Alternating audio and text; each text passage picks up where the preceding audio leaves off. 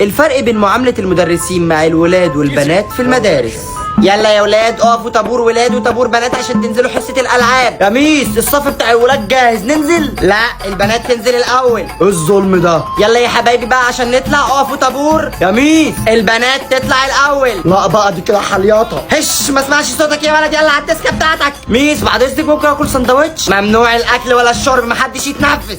ميس ممكن اكل؟ كلي يا حبيبة قلبي براحتك عشان تتغذي. طب يا ميس اشمعنى هي؟ مالكش دعوة انت مالك، البنات عندهم ظروف. طب ممكن يا ست الكل اروح الحمام؟ مفيش حمامات، شخ في اخر ديسكه. ميس ممكن اروح اطرطر؟ روحي يا حبيبتي براحتك وعلى مهلك وانت على السلم. حسبي الله ونعم الوكيل، حتى الحليطه في الشخاخ. فاهمين الدرس يا حبايبي ولا اعيد تاني؟ عيدي تاني يا ميس انا ما فهمتش. ما انت لو مركز كنت فهمت، والله العظيم ما هعيد. ميس ممكن بس تعيدي الحته دي تاني؟ يا روح قلبي ده احنا نعيد مره واثنين وعشرة، اللي مش فاهم اي حاجه يقول لي ونعيد تاني. صدقني انك ابله مش جدعه. اللي ما عملش الواجب يقوم يقف. ما عملتش الواجب ليه؟ افتح ايدك ده انا هدقك واحلك بقك. حاضر اهو.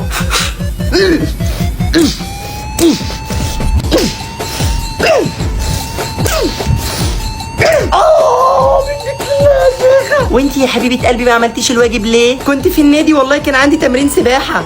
كله الا السباحه. برافو عليكي يا حبيبتي، اقعدي. لا بقى وربنا ما هسكت، ده كده تعريض.